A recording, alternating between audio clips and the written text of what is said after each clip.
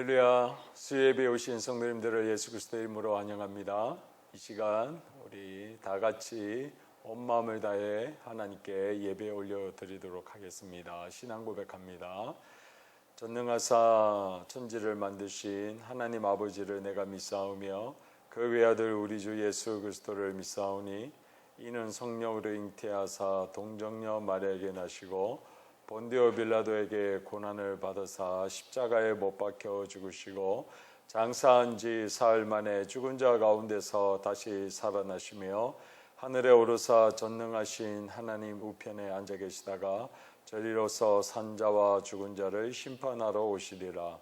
성령을 믿사오며 거룩한 공예와 성도가 서로 교통하는 것과 죄를 사하여 주시는 것과 몸이 다시 사는 것과 영원히 사는 것을 믿사옵나이다. 아멘. 찬송가 150장입니다. 찬송가 150장. 갈보리 산 위에 십자가 섰으니 주가 고난을 당한 표라.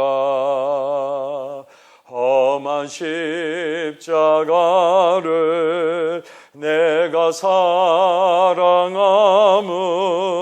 주가 보혈을 흘림이라. 죄의 승리를 얻기까지 주의 십자가 사랑하리. 빛나며 혈류가 받기까지 험한 십자가 붙들겠네. 멸시천대 받은 주의 십자가에 나의 마음이 끌리도다. 귀한 어린 양이 세상 죄를 지고 험한 십자가 지셨도다. 죄의 승리를 얻기까지 주의 십자가 사랑하리. 빛나며 혈류가 받기까지 험한 십자가 붙들겠네. 험한 십자가에 주가 흘린 피를 믿는 마음으로 바라보니 나를 용서하고 내 죄 사하려 이력 주가 흘리신 보혈이라. 죄의 승리를 얻기까지 주의 십자가 사랑하리. 빛나며 혈류가 받기까지 험한 십자가 붙들겠네. 주님 예비하신 나의 본향 집에 나를 부르시그 날에는 영광 중에 계신 우리 주와 함께 내가 죽도록 충성하리. 죄의 승리를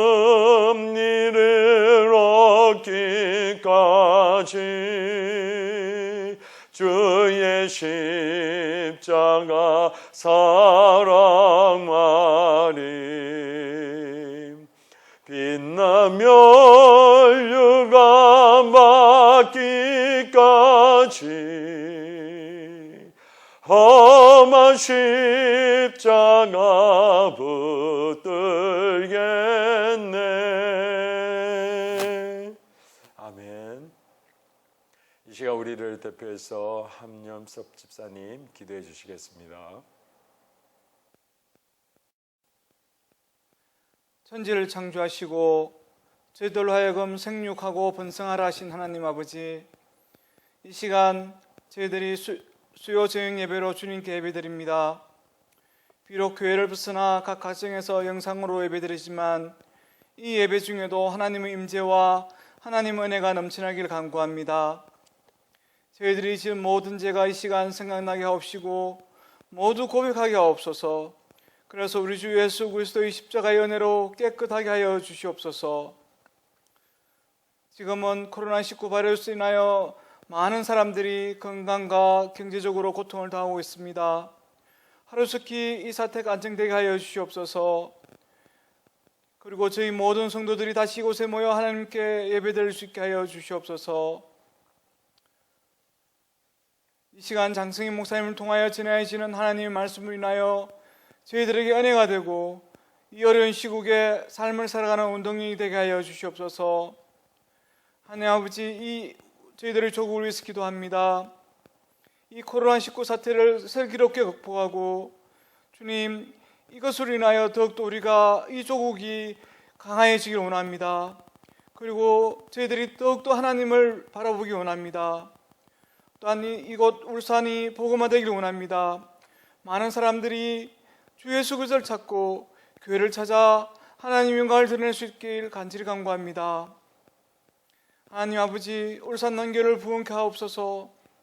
다음 세대가 부흥케 하옵시고 하나님의 역사에 일어나는 교회가 되게 하여 주시옵소서.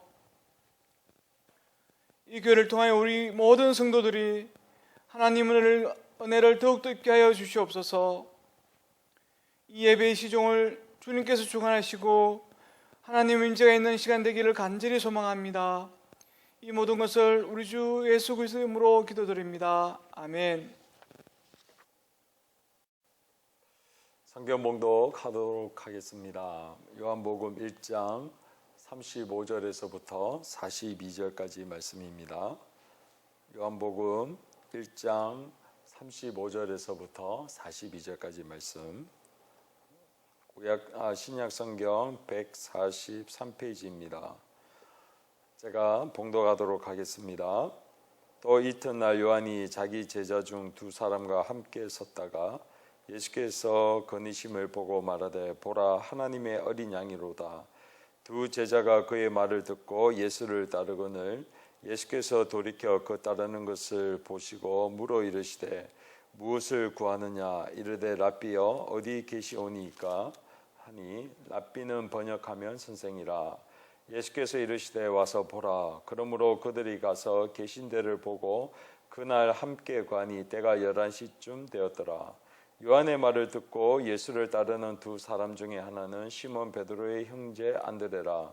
그가 먼저 자기의 형제 시몬을 찾아 말하되 우리가 메시아를 만났다 하고, 메시아는 번역하면 그리스도라. 데리고 예수께로 오니 예수께서 보시고 이르시되 내가 요한의 아들 시몬이니 장차 게바라 하리라 하시니라. 게바는 번역하면 베드로라. 아멘. 할렐루야. 3일 동안도 평안히 잘 지내셨는지요? 영상으로 인사를 드립니다.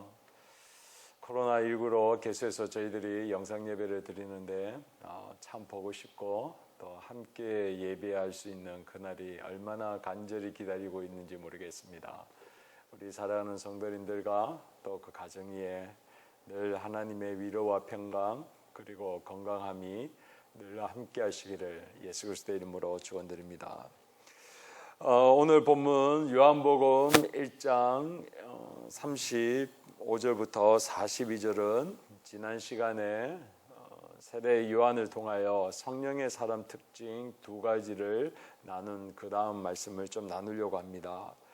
지난 시간에 세례 요한이 이제 예수님을 만나 뵀을 때에 그가 했던 고백이 바로 29절에 보니 보라 세상 죄를 지고 가는 하나님의 어린 양이로다라고 하는 그 고백을 통해 성령의 사람은 항상 예수님을 발견하는 사람입니다.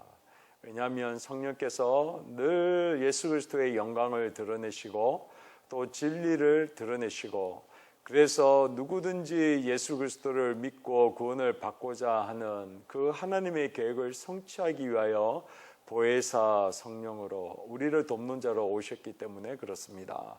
그리고 두 번째는 성령의 사람은 항상 예수님을 증거하는 사람입니다. 성령을 통해서 예수님을 처음 만났고 그리고 성령이 예수 그리스도 위에 머물고 계신 것을 통하여 그가 34절에 말씀하기를 내가 보고 그가 하나님의 아들이심을 증언하였노라 라고 고백을 합니다. 이게 바로 이 성령의 사람의 특징입니다. 예수를 발견하고 또 예수가 하나님의 아들이심을 즉 하나님이심을 알게 되어지고 그리고 증언하는 사람이 성령의 사람입니다. 자, 그러면 오늘은 성령의 사람 세례 요한과 또 그의 제자 두 사람을 통해서 계속해서 예수님이 누구이신가를 드러내는 말씀 구절입니다. 오늘 본문 요한복음 1장 35절부터 42절을 통해 또 우리에게 두 가지 영적 교훈을 주십니다. 첫 번째로 예수님은 하나님의 어린 양이십니다. 우리 36절 다 같이 한번 봉독 다시 한번 하겠습니다. 예수께서 건의심을 보고 말하되 보라 하나님의 어린 양이로다. 아멘. 제가 지난 수요일에 나눴던 요한복음 1장 29절부터 34절에 있는 그 말씀 중에 특별히 29절의 말씀을 보면 세례 요한이 처음으로 예수 그리스도를 육신의 눈으로 만나고 그리고 그 예수 그리스도를 향한 평가로 하는 말이 바로 하나님의 어린 양이로다. 그것도 세상의 죄를 지고 가는 하나님의 어린 양이다라고 선포를 하게 됩니다. 한번 성도님들 생각해 보십시오. 세례 요한이 처음으로 예수님을 만났을 때는 예수님은 공생애를 시작하시지 아니하신 분이십니다. 좀 더 쉽게 얘기하면 예수님께서 모든 이적과 기적들 그리고 말씀의 능력을 전혀 드러내지 아니한 평범한 사람으로 30년을 살아오셨습니다. 그렇게 30년을 살아오신 예수님께서 이제 때가 되어서 세례 요한이 세례를 베푸는 그 요단 강가로 나아가셔서 세례 요한과 예수님이 처음으로 이제 만나게 되는 것입니다. 그렇기 때문에 예수님에 대한 소문, 예수 그리스도에 대한 그런 누구이신지 어떤 모습인지 사실 세례 요한은 잘 모를 수 있습니다. 그런데 처음으로 예수님을 자신이 가지고 있는 그 육적인 눈으로 그 다가오시는 예수 그리스도를 볼 때에 그를 향한 평가가 뭐냐? 세상의 죄를 지고 가는 하나님의 어린 양이다라고 고백을 합니다. 당시에 세례 요한은 우리 성도님들 아시겠지만 그의 가지고 있는 영성 그리고 세상에 있는 사람들과 더불어 같이 살지 아니하고 동굴 속에서 그렇게 하나님을 열심히 섬기려고 하는 공동체 속에서 하나님의 말씀과 기도에 전무했던 사람입니다. 그의 가지고 있는 영성과 그의 가지고 있는 수많은 이스라엘 백성들의 존경은 아마 당시로서는 최고의 영적 지도자로 취급받았던 사람입니다. 물론 예루살렘에는 대제사장들과 여러 율법을 맡은 사람들이 있었지만 비록 그들은 그런 직위는 높이 있었지만 실제적인 이스라엘의 모든 영적인 그 리더십과 존경은 바로 세례 요한이 받았었습니다.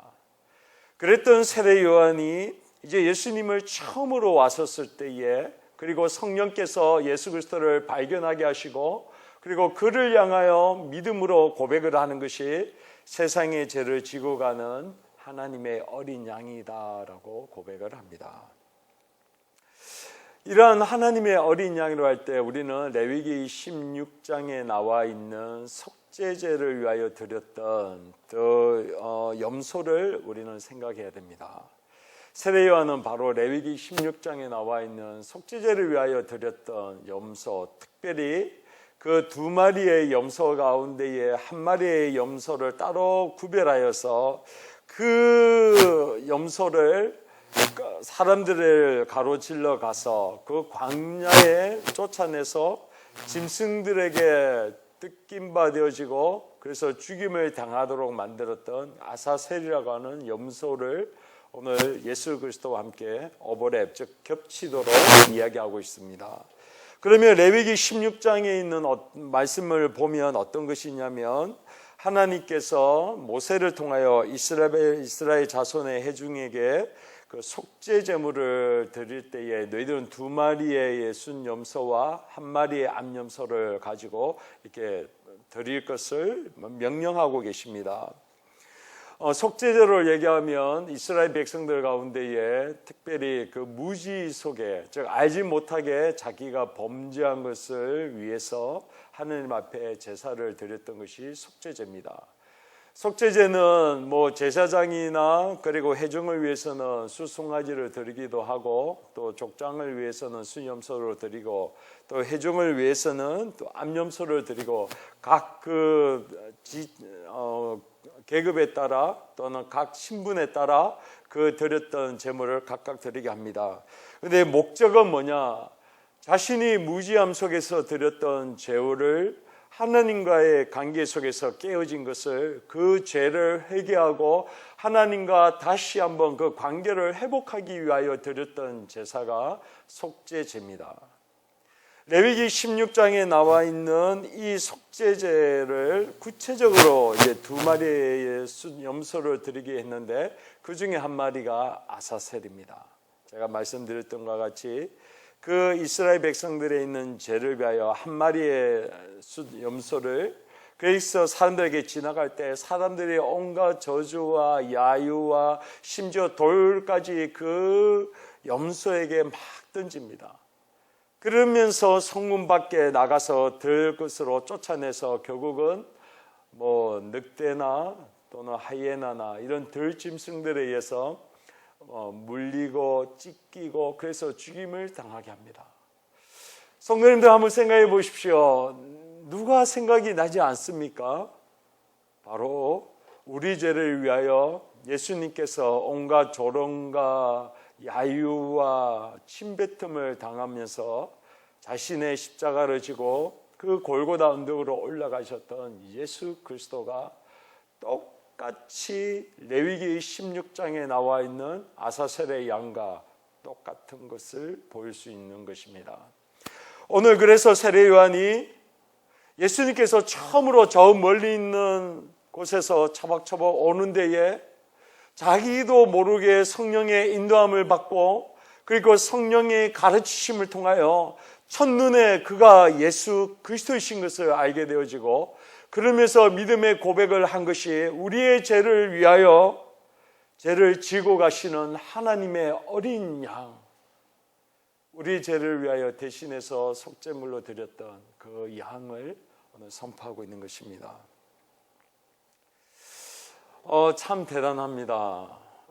혹시 성도님들께서 지휘자 정명훈이라고 하는 그 서울시립 교향악단의 음악 감독을 잘 아시죠? 이 음악 감독이 하루는 한 소년이 호텔에서 이렇게 그 피아노를 치고 있었습니다. 피아노를 막 치는데 그를 보면서 너무나도 감명이 깊어서 오늘 전명훈 음악 감독이 이렇게 고백을 했다고 합니다.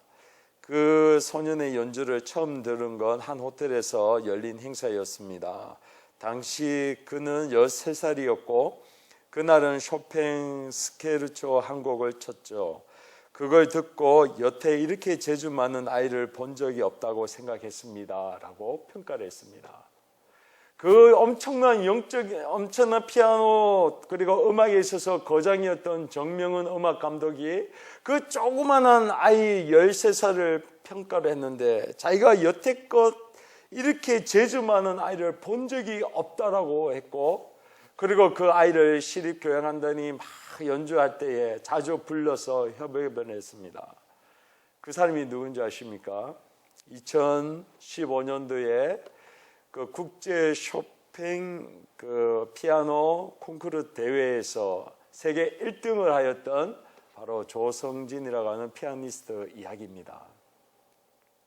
그렇게 엄청난 그 음악의 거장이 그 조그만 아이를 그렇게 평가만 해도 어마어마한데, 오늘 그때 당시에 모든 이스라엘 백성들의 존경을 받았던 세례 요한이 어떻게 보면 전혀 무명의 사람이요, 한 번도 본 적이 없었던 그를 향한 평가가 바로 하나님의 어린 양이고, 그리고 우리가 지난 시간에 보았던 것처럼 하나님의 아들이다 라고 표현을 합니다.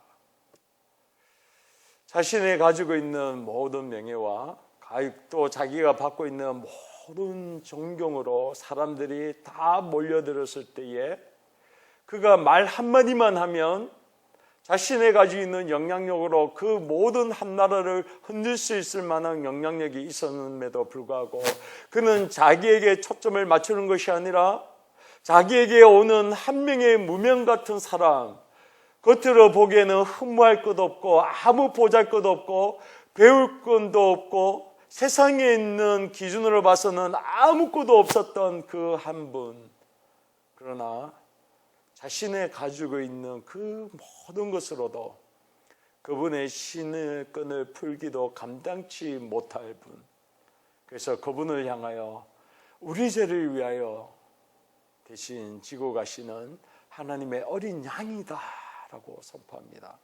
그런데 오늘 본문 35절부터는 그 이튿날이라고 얘기합니다. 그러니까 즉 어제도 예수님을 만났을 때에 보라 세상계를 짊어지는 하나님의 어린 양이라고 고백을 했는데, 그 다음 날에 또 예수님을 보면서 그는 동일하게 이 이야기를 합니다.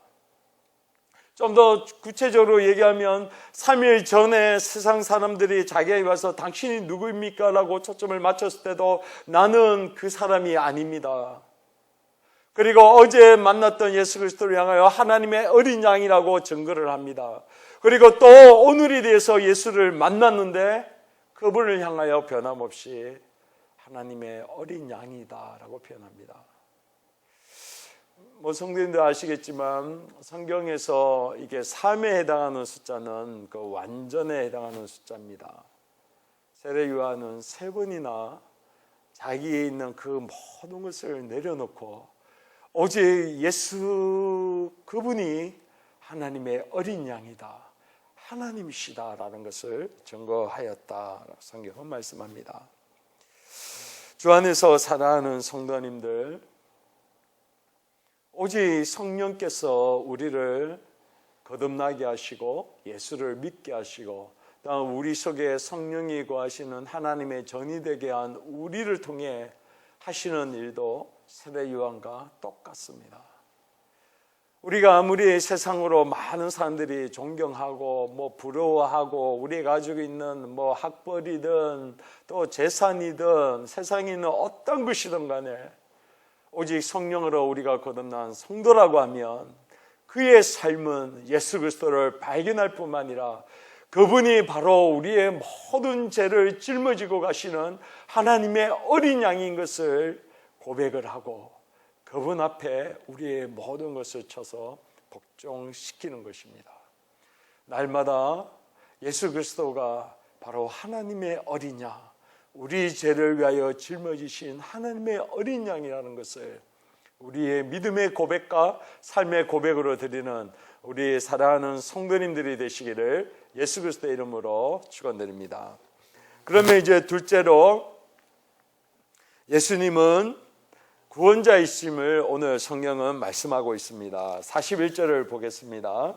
그가 먼저 자기의 형제 시몬을 찾아 말하되 우리가 메시아를 만났다 하고, 메시아는 번역하면 그리스도라. 아멘. 두 번이나 예수님을 만나서 하나님의 어린 양이시다라고 외쳤던 이제 세례 요한의 이야기를 듣고 그를 따랐던 두 제자가 예수님을 따라가는 사건이 벌어집니다. 본문에 보니까 37절에 두 제자가 그의 말을 듣고 예수를 따릅니다. 원래 제자는 그 스승을 따르도록 되어 있습니다. 당시의 문화적인 배경으로는 제자들이 스승에게 와서 스승님, 제가 당신의 제자가 되겠습니다. 받아주십시오 라고 이렇게 이야기를 합니다. 그럴 때에 뭐 그 정도 찾아알고 올 정도라고 하면 그에 가지고 있는 지식이나 덕망이나 그 모든 것들이 사람들로부터 존경을 받을 정도였겠죠. 그런 가운데 제자들이 왔고 그래서 그 두 사람을 제자로 받아들였던 사람이 세례 요한입니다. 근데 그 스승이었던 세례 요한이 예수님을 향하여 하나님의 어린 양이다 라고 두 번이나 선포하니까 그 말을 듣자마자 스승이었던 세례 요한은 온데간데 없고 휙 뒤돌아서서 예수님을 쫓아가는 사건이 이루어집니다. 마치 마태복음 4장 19절에 있는 그 말씀과 이렇게 같이 보게 되어지는데요. 마태복음 4장 19절에는 예수님이 직접 제자를 찾아가서 특별히 베드로에게 찾아가서 나를 따라오라, 너희로 하여금 사람을 낚는 어부가 되게 하겠다라고 예수님이 콜링을 하십니다. 부르십니다. 그래서 자기를 따라오게 하였습니다. 그런데 오늘 성경 본문에는 세례 요한의 두 제자라고 얘기를 합니다. 세례 요한의 사람입니다. 근데 세례 요한의 사람이 그의 스승이 하나님의 어린 양이다라고 얘기를 하고 그를 높여드리고 그에 가지고 있는 겸손함과 그에 가지고 있는 모든 등방이 솔직히 인간의 눈으로 보기에는 너무나도 훌륭하고 대단한데 어느 순간 좀 세상적인 말로 하면 스승을 배신하고 예수를 따라가는 일이 벌어지게 됩니다. 주 안에서 사랑하는 성도님들, 나한테 스스로 찾아와서 나를 향하여 스승님 또는 나를 향하여 모든 존경과 사랑을 표현했던 사람이 어느 순간 내가 예수 그리스도라는 사람을 드러냈었을 때에 나를 배신하고 예수 그리스도를 쫓아간다. 인간적으로 어떨 것 같습니까? 목사인 저는 인간적으로는 솔직히 결코 쉽지 않을 것 같습니다. 그런데 오늘 성경에는 세례 요한이 자신을 쫓았다가 예수를 쫓아가는 그 두 제자를 향하여 그 어떤 말이나 그 어떤 비난도 하지 않습니다. 오직 예수 그리스도를 드러낼 뿐만 아니라 예수 그리스도를 자신을 배신하고 등을 돌려서 예수 그리스도를 쫓아가는 그 제자들의 삶을 오늘 성경은 마땅하다는 식으로 세례 요한은 아무 얘기도 안 하고 그 두 제자의 사건만을 기록하고 있습니다. 주 안에서 사랑하는 성도님들, 오늘 이러한 사건을 경험했던 세례 요한도 아무 얘기도 안 하지만 그 사건을 기록한 사도 요한도 요한복음 1장 오늘 본문의 35절부터 42절에 보면 이렇게 얘기합니다. 38절에 보면 예수께서 돌이켜 그 따르는 것을 보시고 물어 이르시되 무엇을 구하느냐 이르되 랍비여 어디 계시오니까 하니 랍비는 번역하면 선생이라 얘기합니다.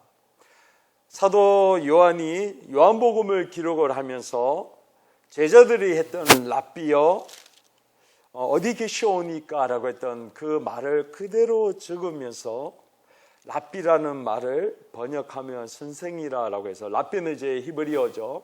그 히브리어를 당시의 사람들이 쓰던 언어인 헬라어로 번역해서 쉽게 성경을 기록합니다. 그뿐만 아니라 42절에도 데리고 예수께로 오니 예수께서 보시고 이르시되 내가 요한의 아들 시몬이니 장차 게바라 하리라 하시니 게바는 번역하면 베드로라 얘기합니다. 또 42절에 예수님께서 시몬 요한의 아들 시몬이니 장차 너의 이름을 게바다라고 하는 그 이름을 다시 헬라어로 베드로라는 뜻이라는 것을 사도 요한이 설명으로 덧붙입니다. 즉, 이 요한복음을 기록했던 사도 요한조차도 오늘 예수 그리스도가 돋보이게 하고 예수께서 하신 말씀이 좀 더 많은 사람들에게 이해할 수 있도록 그들이 썼던 헬라어 언어로 이 말을 번역했었다는 겁니다. 즉, 세례 요한에 가지고 있었던 인간적인 배신 또는 배신감 또는 아픔 또 어떻게 그럴 수 있냐라고 하는 원망에 초점을 맞추는 것이 아니라 이 요한복음의 저자도 오직 예수 그리스도께 모든 초점을 맞추고 어떻게 하면 예수 그리스도가 하신 말씀이 당시의 헬라 문화 속에 있었던 사람들에게 더 잘 이해할 수 있도록 헬라어로 번역했다라는 것입니다. 바로 세례 요한도 그리고 사도 요한도 예수님이 구원자이시고 그리고 비록 자기의 제자되었으나 구원자이신 예수님을 따라가는 것에 그리고 사도 요한도 헬라 문화 속에 있었던 모든 사람들이 그리고 헬라 속에 있었던 철학과 수많은 이단 사상들이 있는 그 속에서도 어떻게 하든지 예수가 그리스도이시고 구원자이신 것을 그렇게 설명을 하고 있는 것입니다. 주 안에서 사랑하는 성도님들, 이것이 바로 성령의 사람, 하나님의 사람들의 특징입니다. 그들은 어떻게 하든지 비록 나에 가지고 있는 명예, 인기 그리고 나에 가지고 있는 그런 인정들 그런 것들이 다 없어진다 할지라도 나는 없어지고 오직 예수 그리스도가 높임을 받으시고 모든 사람들이 어떻게 하면 예수 그리스도께로 나갈 수 있게 할 수 있게 위하여 그들은 모든 관심을 거기에 초점을 맞추고 있다는 것입니다. 그런데 성도님들 잘 한번 생각해 보십시오. 지금 코로나19의 그 사태로 말미암아 이제 우리는 신천지라고 하는 이단이 그 어떤 일을 행하고 있는 것인가를 우리는 너무나도 뉴스와 또 PD 수첩과 인터넷 많은 그 강의들을 통해 실상이 드러나고 있습니다. 언제나 그랬지만 세상이 어지럽고 말세가 되어지고 뭔가 어떤 큰 혼란이 있었을 때에 이런 종말론에 대한 그것을 신봉하였던 사람들이 나타나서 사람들을 유혹하고 미혹했던 이들이 교회의 역사 가운데 계속해서 일어나는 것을 보게 됩니다. 그런데 그들이 행했던 그 일들의 공통점이 있습니다. 그 공통점이 뭐냐? 바로 그 사람들에게 자신들이 가지고 있는 죄에 대한 구원론의 문제를 가지고 사람들에게 이야기합니다. 우리 가운데 있는 죄에 대한 문제, 그로 인해서 우리 속에 있는 외로움들 또는 죄에 대한 두려움들, 구원을 받지 못하는 것에 대한 그 두려움들을 그 심판에 대한 것을 강조하고, 물론 그것까지는 좋겠죠. 그렇게 심판에 대한 걸 강조하면서 어떻게 하느냐? 영생을 얻기 위해서는 너희들이 그 율법주의에 그렇게 삶으로 살아야지만 구원을 얻을 수 있다라고 얘기합니다. 이게 바로 바울 사도가 1세기 때에 끊임없이 초대교회에 싸웠던 그 싸움이 율법주의와 싸움이었는데, 그러한 싸움이 바로 지금 21세기를 살아가는 우리 대한민국 이 땅에도 있다라는 겁니다. 그게 신천지입니다. 세상이 어지럽습니다. 힘듭니다. 어렵습니다. 특히 젊은이들이 취직도 안 되고 5포 세대다, 7포 세대다, 이제는 9포 세대다 하면서 포기와 실망과 좌절과 패배의식에 살았던 그 청년들에게 그들 속에 인간적인 위로와 또 격려와 또 사람들의 관계 속에 있으니까 그들 속에 힘들고 어려운 마음들이 사람들의 관계 속에서 오는 그 안정감과 그게 오는 만족감으로 그 속에 안주하는 그것을 기회를 삼아서 바로 교리 공부로 들어가게 됩니다. 그 모든 공부를 통해서 결국은 무엇을 얘기하냐? 율법주의에 빠지게 합니다. 왜 신천지가 그렇게 열심히 전도 안주하십니까? 왜 신천지가 그렇게 공부를 열심히 할 수밖에 없는지 아십니까? 바로 율법주의입니다. 그래야지만 자기들은 구원을 얻을 수 있고 14만 4천 명이라고는 요한계시록에 나와 있는 그거를 문자적으로 해석해서 그 속에 들어갈 수 있는 조건이 전도해야지만 그렇게 되어질 수 있다는 겁니다. 그런데 그렇게 해서 인간적인 관계 속에 안정감을 누리게 하고 그래서 교리 공부를 하면서 결국에는 그들이 가지고 있는 목적이 뭐냐? 예수에게 초점을 맞추는 것이 아니라 교주에게 초점을 맞추게 하고 그의 말에 복종하게 만드는 그런 이단으로 빠지게 한다는 사실입니다. 오늘 요한복음 1장에서는 세례 요한도 그리고 두 명의 그 제자들도 그리고 이 성경을 기록하였던 사도 요한도 어떻게 하든지 모든 초점을 예수 그리스도에게 맞추고 있고 그들이 인간적인 모든 인기와 명예와 그런 것을 다 내려놓다 할지라도 모든 사람들이 예수 그리스도께 초점을 나아가도록 만들고 있는데 정작 성경을 가지고 교리를 가르치고 그리고 그것이 성경 공부를 한다고 하면서 얘기를 하면서 결국에는 예수 그리스도가 아니라 교주 한 명에게로 초점을 맞추게 한다는 것입니다. 물론 그들이 믿고 있는 그 총회장 그분이 이만희 총회장이 하나님이 아니라고 얘기할지 모르겠죠. 그러나 2006년도에 제5회 총회장배 축구대회 포스터에 보면 이렇게 나와 있습니다. 그를 향하여 우리 총회장님이 만유의 대주제, 영광의 본체시나 낮아지심으로 섬김의 본을 보이신 총회장님이라는 표현을 쓰고 있습니다. 이것이 빌립보서 2장 5절부터 8절에 나와 있는 예수 그리스도의 말씀 아닙니까? 너희 안에 이 마음을 품으라 곧 그리스도 예수의 마음이니 그는 근본 하나님의 본체시나 하나님과 동등됨을 취할 것으로 여기지 아니하시고 오직 자기를 비어 종의 형체를 가져 사람과 같이 되셨고 사람의 모양으로 나타나서 자기를 낮추시사 죽기까지 복종하셨다라는 말씀으로 그렇게 인용하고 있지 않습니까?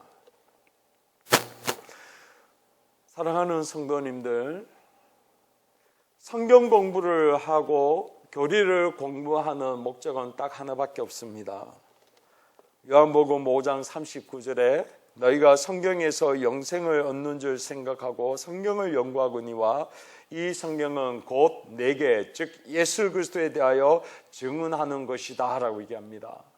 그리고 신천지들이 그렇게 14만 4천 명에 들어가서 영생을 얻기를 원하는 그들의 간절한 소망을 말하는 그 영생이 성경에서는 요한복음 17장 3절에 유일하신 참 하나님과 그의 보내신 자 예수 그리스도를 아는 것이 영생이다라고 성경은 분명하게 말씀하고 있습니다. 하나님께 초점을 맞추고 예수 그리스도를 초점을 맞추고 그를 아는 것이 영생이다라고 얘기하고 있는데 성경 어느 곳에 찾아봐도 이만희 교주가 하나님이고 그리고 보이사다라는 성경은 찾아볼 수가 없는 것입니다. 이것이 바로 성령의 사람이었던 세례 요한 그리고 오늘 성령의 인도함을 쫓아 세례 요한을 등지고 예수님을 쫓았던 두 제자의 모습입니다. 바로 예수가 구원자시기 때문에 그렇습니다. 그런데 사랑하는 성도님들, 제가 마음이 참 아픈 일이 있습니다. 이런 코로나 사태로 예배를 드리지 못하는 것도 참 마음이 아프지만 그러나 진짜 마음이 아픈 거는 뭐냐?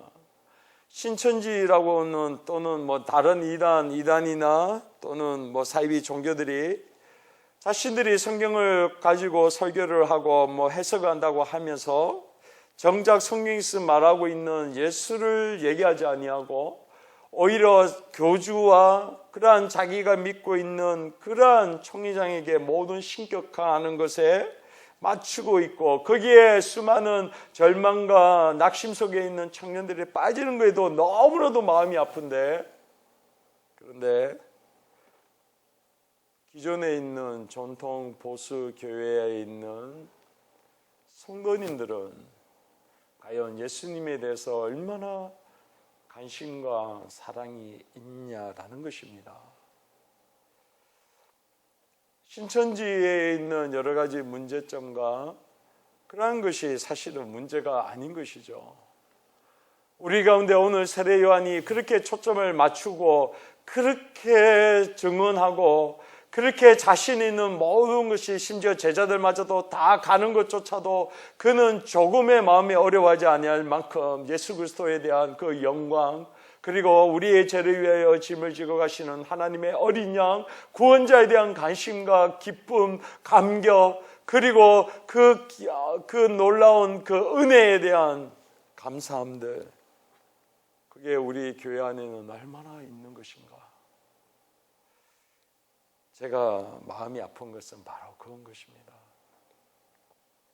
오히려 신천지보다 더 열심히 전도해야 되는데, 신천지보다도 더 열심과 열정을 가지고 우리는 예수 그리스도를 사랑해야 되는데, 저들을 구원하기 위해서는 우리는 기도에 힘써야 되는데, 우리 교회는 아직도 한국에 있는 교회는 예배조차도 못하고 있는 이 현실 앞에 제가 마음이 너무 아픕니다. 말씀을 맺도록 하겠습니다. 사랑하는 성도님들, 예수님이 우리의 죄를 대신해서 짊어지고 가신 하나님의 어린 양이신 걸 믿으십시오. 그리고 예수님만이 구원자 그리스도이신 것을 믿으십시오. 사도행전 4장 12절에 다른 이로서는 구원을 받을 수가 없느니 천하 사람 중에 구원을 받을 만한 다른 이름을 우리에게 주신 일이 없느니라 라고 성경은 말씀합니다. 어제 요한복음 14장 6절에 말씀하신 것과 같이 내가 곧 길이요 진리요 생명이니 나로 말미암지 않고는 아버지께로 올 자가 없느니라고 했던 그 말씀처럼, 비록 한글 성경은 그렇게 되어 있으나 원어 성경은 오직 이 세상에 딱 하나밖에 없는 길이요, 하나밖에 없는 진리요, 하나밖에 없는 생명인 것이 바로 예수 그리스도이신 것을 성경을 말씀하시는 대로 우리 예수 그리스도를 나의 주, 나의 구원자로 믿고 고백하고 기뻐하고 즐거워하고 내 삶을 통하여 가는 곳마다 예수 그리스도가 우리 죄를 위하여 짊어지신 하나님의 어린 양인 것을 증언하고 증거하는 삶을 살아가는 우리 귀한 성도님들과 저가 되시기를 예수 그리스도의 이름으로 축원드립니다. 기도하겠습니다. 하나님 감사합니다. 우리 죄를 위하여 십자가에 지시고 우리 죄로 말미암아 하나님과 우리의 관계가 깨어져서 모든 사람의 죄를 범하여 하나님의 영광에 이르지 못하게 되었는데, 예수 그리스도께서 친히 속죄제물이 되셔서 우리와 하나님과의 관계가 화목되게 하시고 우리가 갈 수 있는 길이 되어 주셔서 우리로 하여금 한 아버지께로 가게 할 수 있는 그 구원의 길을 열어주셔서 감사합니다. 성경에는 구원을 얻을 만한 다른 이름을 주신 이가 없고 오직 예수 그리스도만이 우리에게 구원자이신 것을 말씀하시고, 하나님과 유일하신 그 예수 그리스도를 아는 것이 우리로 하여금 영생이라 하셨사오니 우리로 하여금 오직 예수 그리스도의 영광만을 바라보고 그리고 믿고 증거하게 하여 주시옵소서. 감사합니다. 거룩하신 예수 그리스도의 이름으로 기도하옵나이다. 아멘. 지금은 우리 주 예수 그리스도의 크신 은혜와 하나님 아버지의 무한하신 사랑과 성령의 위로 교통 충만 역사하심이 오늘 우리 죄를 위하여 모든 죄를 짊어지고 가신 하나님의 어린 양이신 것을, 그리스도이신 것을 믿고 고백하는 성도님들과 가정 위에 지금으로부터 영원토록 함께 계시기를 예수 그리스도의 이름으로 축원드려옵나이다. 아멘.